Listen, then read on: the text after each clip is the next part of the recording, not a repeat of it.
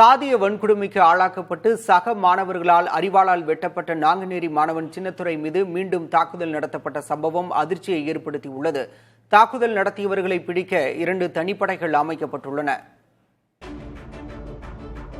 நெல்லை மாவட்டம் நாங்குநேரியைச் சேர்ந்த சின்னத்துரை என்ற மாணவன் 2 ஆண்டுகளுக்கு முன்பு சக மாணவர்களால் சாதி ரீதியான மோதலுக்கு உள்ளாகி சக மாணவர்களால் அரிவாளால் வெட்டப்பட்டார். இதில் பலத்த காயமடைந்த அவர் மருத்துவமனையில் சிகிச்சை பெற்று குணமடைந்தார். பின்னர் தனது படிப்பை தொடர்ந்த சின்னத்துரை 12ஆம் வகுப்பு பொதுத் தேர்வில் நல்ல மதிப்பெண் பெற்று தேர்ச்சி அடைந்தார். தற்போது ரெட்டியார்பட்டி பகுதியில் வசித்து வரும் அவர் பாளையங்கோட்டையில் உள்ள கல்லூரியில் இளங்கலை 1ஆம் ஆண்டு படித்து வருகிறார். இந்நிலையில் புதன்கிழமை மாலை தனது நண்பர்களை பார்க்கச் செல்வதாக தாயாரிடம் கூறிவிட்டு வெளியே சென்றுள்ளார். அப்போது நெல்லை கொக்கிரகுளம் அறிவியல் மையம் அருகே அடையாளம் தெரியாத நபர்கள் சிலர் சின்னத்துரையை சரமாரியாக தாக்கியுள்ளனர்.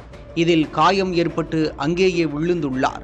இதனையடுத்து அக்கம்பக்கத்தினர் அவரை மீட்டு 108 ஆம்புலன்ஸ் மூலம் நெல்லை அரசு மருத்துவக் கல்லூரி மருத்துவமனைக்கு சிகிச்சைக்காக அனுப்பி வைத்தனர். இந்த சம்பவம் தொடர்பாக மாநகர காவல் துணை ஆணையர் வினோத் சந்தானம் தலைமையிலான போலீசார் தீவிர விசாரணையை மேற்கொண்டனர். பாதிக்கப்பட்ட சின்னத்துரையிடம் விசாரணை நடத்தியதில் இன்ஸ்டாகிராம் மூலம் நண்பர்களாக பழகிய சிலர் திருமண அழைப்புதல் கொடுப்பதற்காக அழைத்ததாகவும் அதன் பேரில் சென்றபோது அடையாளம் தெரியாத 4 பேர் தன்னை தாக்கி பணம் கேட்டதாகவும் கூறியுள்ளார். பணம் இல்லாததால் அங்கிருந்த கட்டை உள்ளிட்டவற்றால் அடித்து காயம் ஏற்படுத்திவிட்டு செல்போனை பறித்து சென்றதாகவும் தெரிவித்துள்ளார். விசாரணையில அவர் சொன்னதை சொல்றேன். அவர் சமூக வலைதளங்கள்ல அவர் ஃப்ரெண்டு பழைய நாள் முன்னாடி படிச்ச நண்பர் அப்படின்னு சொல்லி பேசி அவர் இந்த மாதிரி அவர் பேசி இந்த மாதிரி எங்களுக்கு ஒரு பார்க்கணும் அப்படின்னு சொல்லி கூப்பிட்டுருக்காங்க, பத்திரிகை கொடுக்கணும் அப்படின்னு சொல்லி கூப்பிட்டுருக்காங்க. கூட்டும் போது இவர் சரி ஃப்ரெண்டு தான் போல இருக்கு அப்படின்னு சொல்லி வீட்டில் சொல்லிட்டு தான் போயிருக்காரு. ஃப்ரெண்டை பார்க்காத போறேன் தான் சொல்லிட்டு போயிருக்காரு. போகும்போது போய் பார்த்ததுக்கப்புறம் தெரியுது இந்த மாதிரி உன் ஃப்ரெண்டு உள்ள இருக்காரு வாங்கன்னு சொல்லி கூட்டு போயிட்டு அதுக்கப்புறம் அந்த செல்போனை பறிக்க நோக்கத்துக்காண்டி அங்க வர வச்சிருக்காங்க. விசாரிக்கும் போது இன்ஸ்டாகிராம்ல கூப்பிட்டா சொல்லியிருக்காரு.